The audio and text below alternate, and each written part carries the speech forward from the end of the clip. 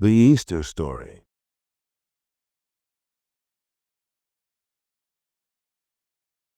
As Jesus entered Jerusalem riding on a donkey, crowds gathered around him, cheering and waving palm branches, shouting, "Hosanna!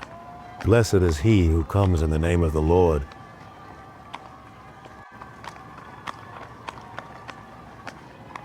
The religious leaders were afraid that Jesus was becoming too powerful, so they were looking for a way to get rid of him. Judas Iscariot, one of Jesus' closest followers, secretly went to the chief priests and agreed to betray Jesus for 30 silver coins. Meanwhile, Jesus prepared to celebrate the Passover with his disciples. During the meal, Jesus blessed the bread and wine, comparing it with his body and blood, and symbolizing the sacrifice he was about to make. After the Passover meal, Jesus went with his disciples to the Garden of Gethsemane. There he asked them to sit and pray while he went further to speak with God alone. In deep anguish, Jesus prayed passionately, "Father, if it's possible, please take this suffering away from me. Yet, not what I want, but your will be done."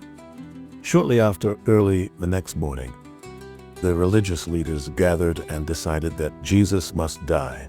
They rounded him up and handed him over to the Roman governor, Pontius Pilate. When Pilate presented Jesus to the crowd, they shouted angrily, "Crucify him! Crucify him!" Unable to calm the mob, Pilate reluctantly handed Jesus over to be crucified. The Roman soldiers mocked Jesus cruelly, placing a crown of thorns on his head and dressing him in a robe to ridicule him. After mocking him, they led him away to be crucified.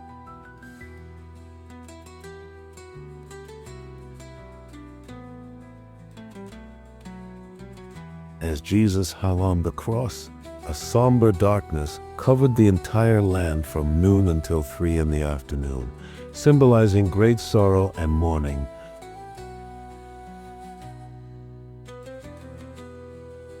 At the peak of this sorrow, in his final moments, Jesus cried out loudly, "Father, into your hands I commit my spirit."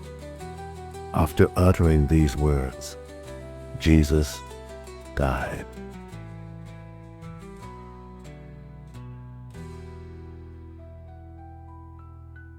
After Jesus' death, Joseph of Arimathea and other followers of Jesus gently wrapped the body of Jesus in clean linen and placed it in a new tomb located in a nearby garden, sealing the entrance with a large stone.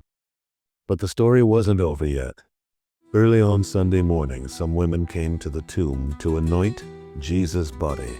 Instead, they found the stone rolled away and the tomb empty. Angels appeared, announcing, "He is not here, he has risen."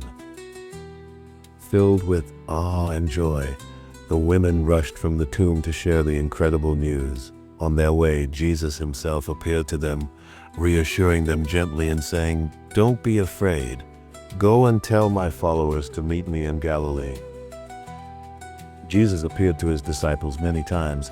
He talked with them and taught them and comforted them. Jesus gathered the people together and blessed them. Then, as they watched in amazement, he was lifted up into heaven, hidden from sight by a cloud. Angels appeared to reassure them, saying, "Jesus will return in the same way you have seen him go." Every day since, the followers of Christ have awaited his second coming. We wait for him still.